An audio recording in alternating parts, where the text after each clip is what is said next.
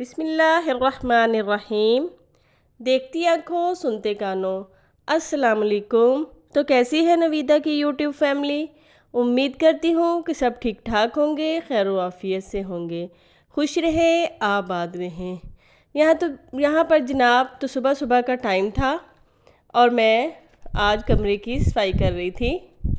तो जाले काफ़ी लग गए थे और दीवारों के ऊपर मिट्टी भी काफ़ी हो रही थी। गर्मी बहुत ज़्यादा थी तो इसलिए डिटेल से सफाई नहीं हो पाई थी। तो मैंने सोचा आज दीवारों को साफ़ करते हैं और जो थोड़े बहुत जाले लगे हैं उनको भी उतारते हैं। तो बस इसी तरह से मैंने फिर ब्रश की मदद से सारे जाले उतारे और दीवारें भी अच्छी तरह से क्लीन की। तो मैं इसी तरह से इस ब्रश से साफ़ करती हूँ, तो इससे बड़ी आसानी से दीवारें आराम से साफ़ हो जाती हैं और ये यूज़ करने में भी लाइट वेट है, तो इस तरह से आपको थकान भी नहीं होती। तो बस इसी तरह से मैं सारी दीवारों को साफ़ करती रहूँगी। देखने में तो महसूस नहीं होता, लेकिन जब हम इसको क्लीन करते हैं तो फिर फ़र्क जो है वो साफ़ नज़र आता है। तो ऐसे कोनों में थोड़े बहुत छोटे मोटे जाले लग जाते हैं तो वो देखने में बुरे लगते हैं।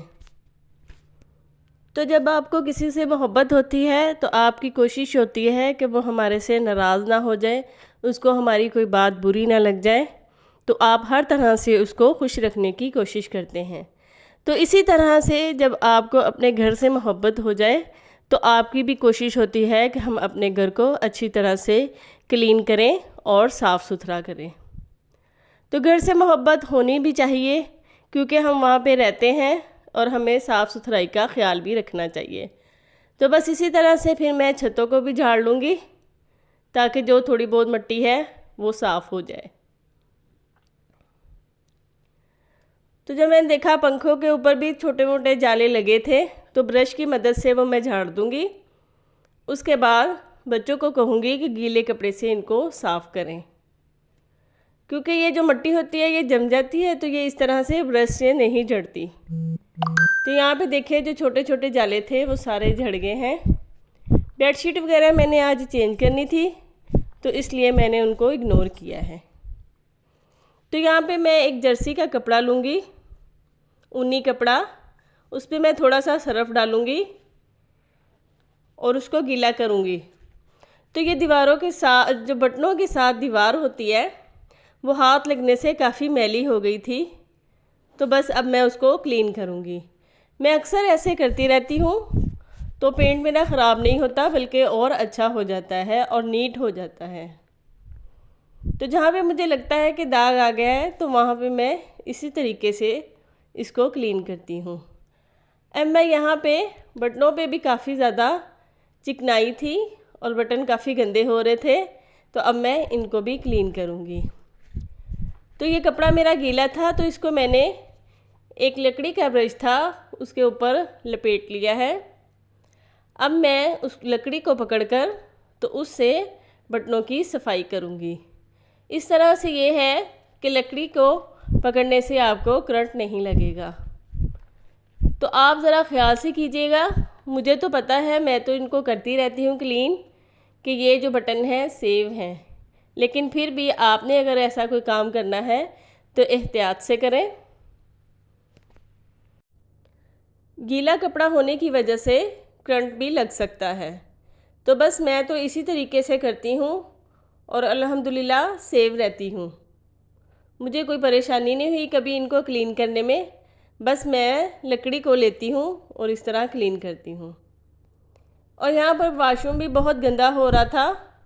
जैसे कि मैंने आपको बताया था, डेली इनकी क्लीनिंग तो होती है, लेकिन फिर भी पानी के दाग या वैसे ही बाज़ात ब्रश अच्छी तरह से नहीं लगता तो वॉशरूम मैला हो जाता है। तो बस मैं इसमें अब तेज़ाब लगाऊंगी। तो तेज़ाब में इस तरह से जो खाली बोतल होती हैं उनमें डाल लेती हूँ। इस तरह से ये है कि हर जगह पे अच्छी तरह से लग जाता है। तो मासी के आने में देर थी, अब मासी उसको क्लीन कर लेंगी। मैं उसको तेज़ाब को लगाकर छोड़ दिया है। और यहाँ पे मैंने आज सोफ़े की क्लीनिंग करनी है, तो मैं आज आपके साथ सोफ़े की क्लीनिंग शेयर करूँगी। तो ये इतना अच्छा साफ़ हो जाता है। पहले भी मैंने इनको बहुत दफ़ा साफ़ किया है, तो अल्हम्दुलिल्लाह ये सही रहते हैं, ख़राब नहीं होते। तो पहले मैं इसको कपड़े से अच्छी तरह से झाड़ लूँगी ताकि जो डस्ट है इसके ऊपर वो झड़ जाए। ज़ोर ज़ोर से मैं इसको झाड़ूंगी अच्छी तरह से, ताकि जैसे ही इस पे पानी लगे तो जो थोड़ी बहुत मिट्टी है वो जमे ना। तो इसी तरह से आपने इसको चारों तरफ से झाड़ लेना है। उसके बाद मैं एक बर्तन में पानी लूँगी। पानी आपने नॉर्मल टेम्परेचर में लेना है, गरम नहीं लेना। सर्दियाँ हो तो आपने गर्म पानी यूज़ करना है, वैसे आपने नॉर्मल ही लेना है। और यहाँ पे मैं एक ऊनी कपड़ा लूँगी और साथ में शैम्पू और मीठा सोडा। मीठा सोडा तकरीबन 2 टेबलस्पून है। सरफ आपने बिल्कुल यूज़ नहीं करना, आपने शैम्पू ही यूज़ करना है। शैम्पू से ये होता है कि शैम्पू से पानी का जो दाग है वो नहीं रहता, और अगर आप सरफ़ से धोएंगे तो वो पता चलेगा, दाग जैसे पानी एक जगह पे जम जाता है वैसे सरफ़ जो है जम जाता है। तो शैम्पू से ऐसे नहीं होता, और शैम्पू से शाइनिंग भी बहुत अच्छी आती है।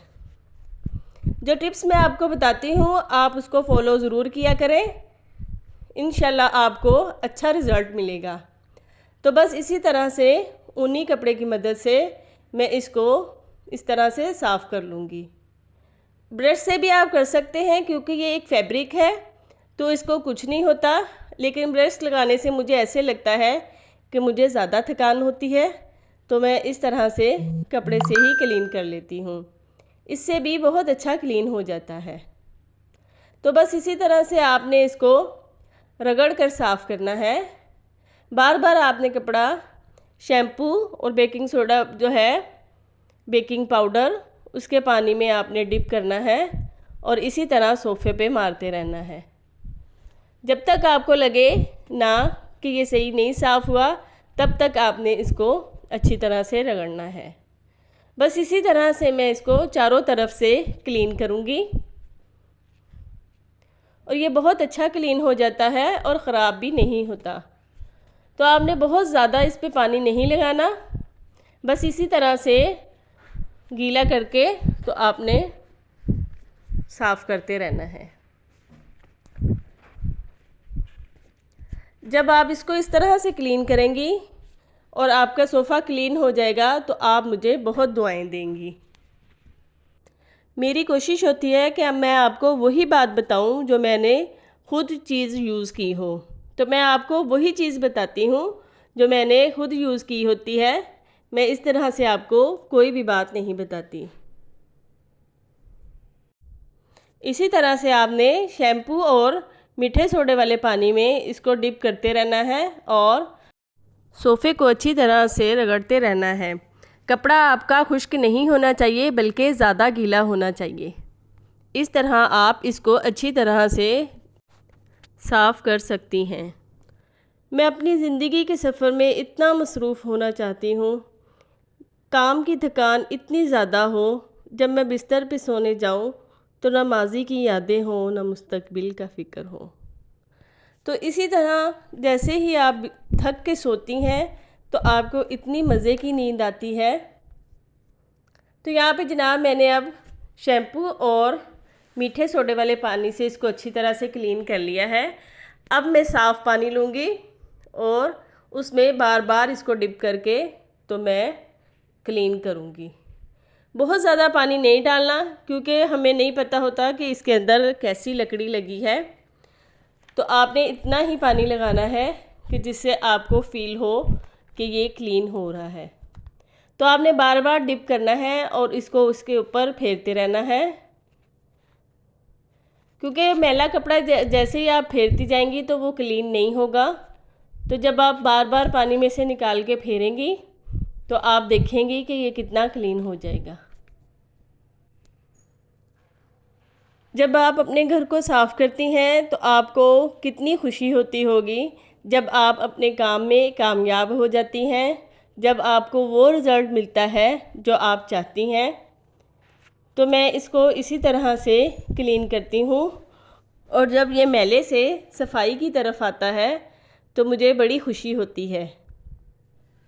तो बस आप एक प्लानिंग कर लिया करें कि आज हमने ये काम करना है, तो बस उसी प्लानिंग के तहत आप अपना टाइम निकाल लिया करें। जब आपने सोचा होता है कि आज हमने ये काम करना है, तो आप उस हिसाब से अपने काम निपटा लेती हैं। तो मैंने भी आज कुछ ऐसे ही किया। तो मेरी कोशिश थी कि बच्चे जैसे ही एकेडमी जाएंगे तो तब मैं इसको क्लीन करूँगी, क्योंकि बच्चों को दरमियान में कुछ ना कुछ चाहिए होता है। तो मेरा होता है कि जो काम शुरू करूँ उसको ख़त्म करके ही छोड़ूँ। तो बस इसी तरह से अब मैं इस कपड़े की मदद से इसको क्लीन करती रहूँगी, पानी में डिप कर करके। तो ये देखिए जनाब, सोफ़ा कितना अच्छा क्लीन हो गया है। आपने भी इसी तरीके से इसको क्लीन करना है और मुझे ज़रूर बताना है कि आपको कैसा रिज़ल्ट मिला। और मुझे आपने बहुत सारी दुआएं देनी हैं। आपने घबराना बिल्कुल नहीं है कि हमारा सोफ़ा ख़राब हो जाएगा। आपने इसी तरीके से धोना है, सोफ़ा आपका बिल्कुल ठीक रहेगा।